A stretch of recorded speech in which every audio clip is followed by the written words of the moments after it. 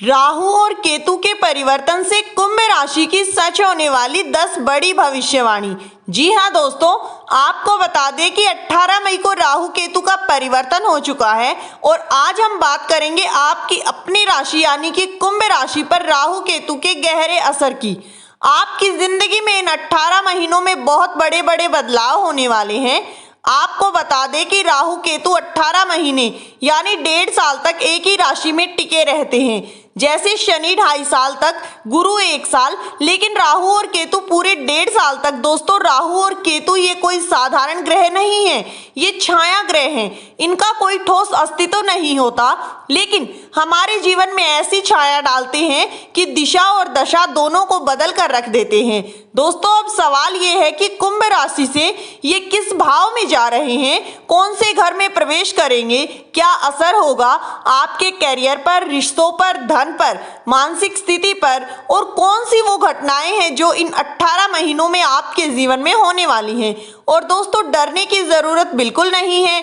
लोग डरते हैं क्योंकि उन्हें खुद समझ नहीं आता, क्योंकि हम आपको सच्चाई बताने वाले हैं। आपको बता दें कि 29 मार्च को शनि कुंभ राशि से निकल चुके हैं और 18 मई को राहु प्रवेश कर चुके हैं आपकी अपनी राशि में। जो शनि ने पीछे छोड़ा था उसे राहु अब आगे लेकर आएगा, जैसे कि ये जानना आपके लिए बहुत ही जरूरी है। तो चलिए दोस्तों, अब शुरू करते हैं उन 10 बड़ी भविष्यवाणियों के बारे में। लेकिन वीडियो में आगे बढ़ने से पहले वीडियो को एक प्यारा सा लाइक जरूर करें। कमेंट बॉक्स में सच्चे दिल से जय शनिदेव, जय राहुदेव जरूर लिखें। दोस्तों, वीडियो को अपने दोस्तों में, सगे संबंधियों में शेयर करें ताकि ज्यादा से ज्यादा लोगों तक ये अच्छी जानकारी, महत्वपूर्ण जानकारी पहुंच सके। पहली भविष्यवाणी, सबसे पहले बात करते हैं दोस्तों, राहु ने पिछले 1.5 सालों में आपको क्या दिया है और क्या आपसे छीना है, क्या आपको सिखाया है और क्या समझाया है, और फिर आपको बताएंगे 18 मई के बाद राहु आपको क्या देंगे।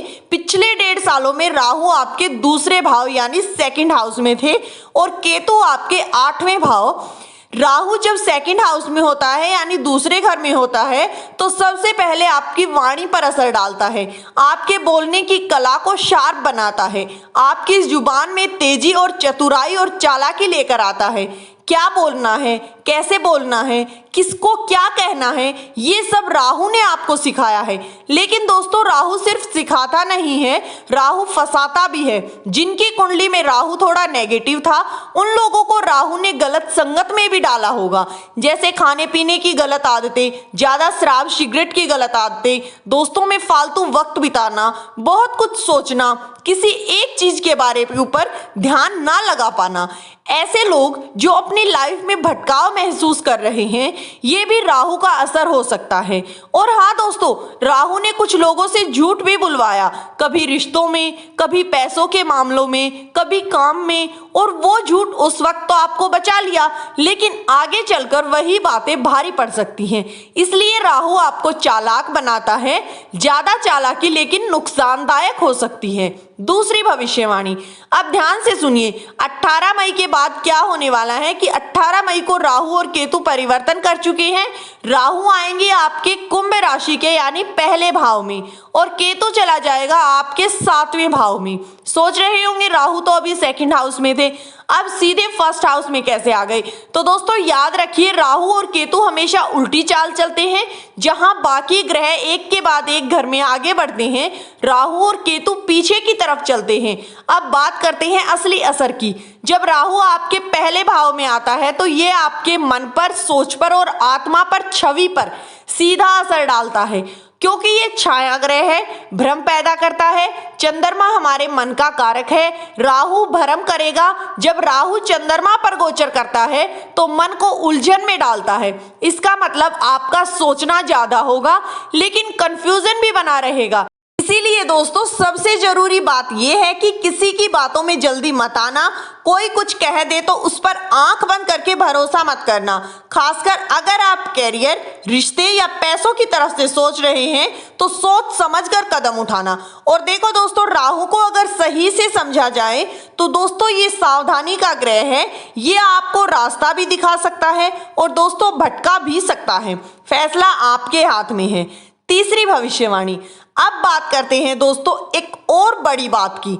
18 मई के बाद जहां राहु आपके पहले भाव में आएंगे, वहीं शनि की 7.5 का तीसरा और आखिरी चरण भी शुरू होगा। अब इसका मतलब क्या हुआ? इसका मतलब हुआ दोस्तों कि जिन चीजों ने आपको अब तक परेशान किया था, जैसे कैरियर का स्ट्रेस था, लोन का दबाव, पारिवारिक तनाव, अब आप उनसे बाहर निकलने के रास्ते ढूंढना शुरू करेंगे। राहु जब पहले भाव में आता है ना, तो वो आपको चालाक बना देता है, टेक्निकल बना देता है। अब आप जानेंगे कि कैसे लोन को चुकाना है, कैसे उसे टेंशन से बाहर निकलना है, कैसे शत्रुओं से निपटना है। वो तरीका, वो स्किल अब आपके पास आएगी। और सिर्फ इतना ही नहीं, जो घर परिवार में खटपट, नाराजगी चली आ रही थी, उसको भी संभालने की सोच अब बनेगी।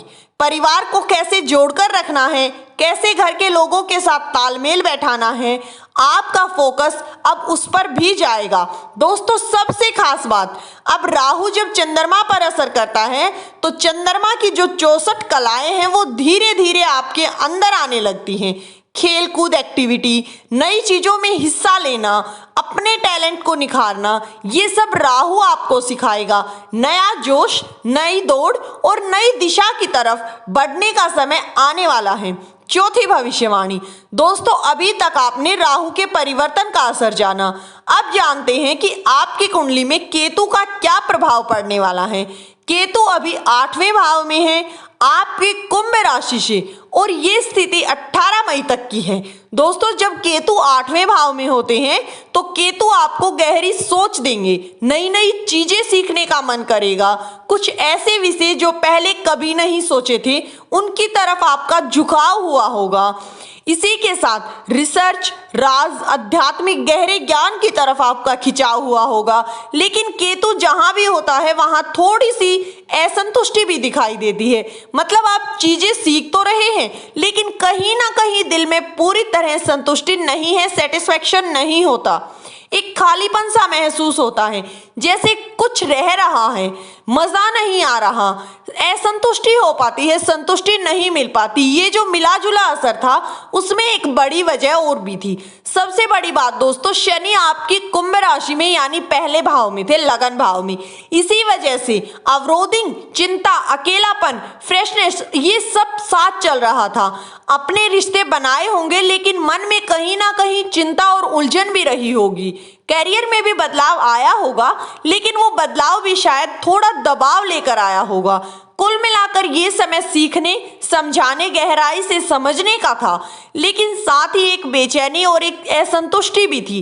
अब 18 मई के बाद राहु केतु नई जगह बदल चुके हैं, फिर कहानी भी बदल चुकी है, रिश्ते भी बदल चुके हैं और आपकी सोच भी बदल चुकी है। 5वीं भविष्यवाणी, अब बात करते हैं 18 मई के बाद की, यानी राहु आपके पहले भाव में आ चुके हैं और केतु 7वें भाव में आ चुके हैं। राहु यानी ब्रह्मा चला रहे हैं, शैडो प्लेनेट हैं। राहु अब आपके चंद्रमा के ऊपर गोचर करेंगे तो मन को थोड़ा परेशान जरूर करेगा। इसलिए आपको सबसे ज्यादा ध्यान इस बात पर देना है कि किसी भी बातों में जल्दी ना आए, किसी पर जल्दी भरोसा ना करें, क्योंकि राहु भ्रम देता है। दोस्तों, चीजें वैसी नहीं होंगी जैसी दिखती हैं। अब केतु आएंगे आपके 7वें भाव में। ये भाव होता है पार्टनरशिप का, शादी का, लाइफ पार्टनर का।